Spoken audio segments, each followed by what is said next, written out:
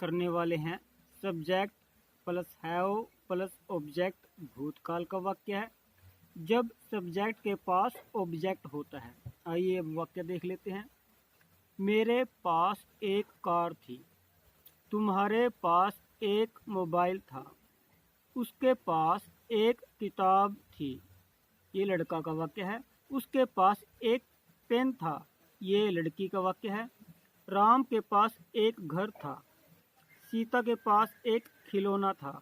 हमारे पास एक विचार था। उनके पास एक चाबी थी। तो ये सारे वाक्य भूतकाल के हैं। इनमें पता चलता है कि ये जो सारे सब्जेक्ट हैं इनके पास कोई ना कोई ऑब्जेक्ट है।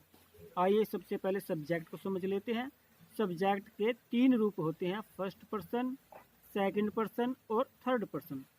फर्स्ट पर्सन मैं होता है। मैं को आई बोलते हैं। आई यानी कि जो खुद को फर्स्ट पर्सन बोला जाता है और ये एक वचन है। सेकंड पर्सन होता है आप, यू, सामने वाला, ये एक वचन है। थर्ड पर्सन आई और यू को छोड़कर यानी कि मैं और आप को छोड़कर यानी कि खुद और सामने वाले को छोड़कर बाकी सारे थर्ड पर्सन है। वह ही, ये एक लड़का है, ये एक वचन है। वह शी, ये लड़की है, ये एक वचन है।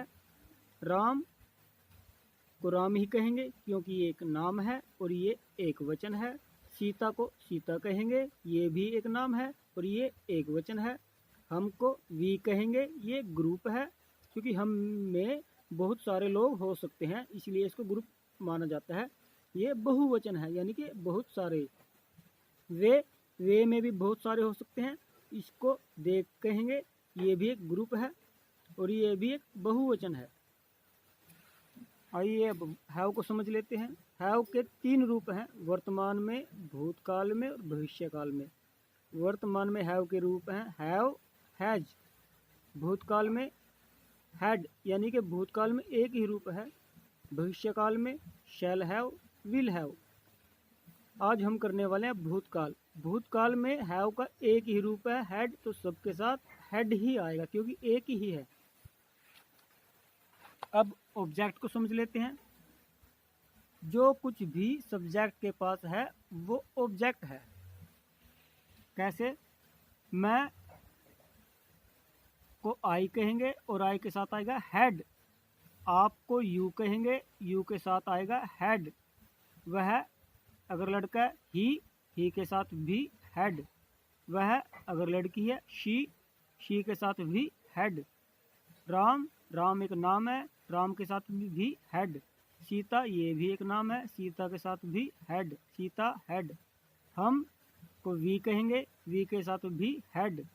वे को दे कहेंगे, दे के साथ हेड, यानी कि सभी के साथ हेड आएगा क्योंकि हेड एक ही है। पास्ट का एक ही रूप है हेड, सबके साथ हेड आएगा। अब इनकी हिंदी भी देख लेते हैं। आई हैड, मेरे पास था। यू हैड, तुम आपके पास था। ही हैड, उसके पास था। शी हैड, उसके पास था। राम हैड, राम के पास था। सीता हैड, सीता के पास था। वी हैड, हमारे पास था। दे हैड, उनके पास था। अब वाक्यों की अंग्रेजी देख लेते हैं। मेरे पास एक कार थी। मेरे का अर्थ है आई हैड ए कार। तुम्हारे पास एक मोबाइल था। You had a mobile. उसके पास एक किताब थी। He had a book. उसके पास एक पेन था। She had a pen. Ram के पास एक घर था। Ram had a house.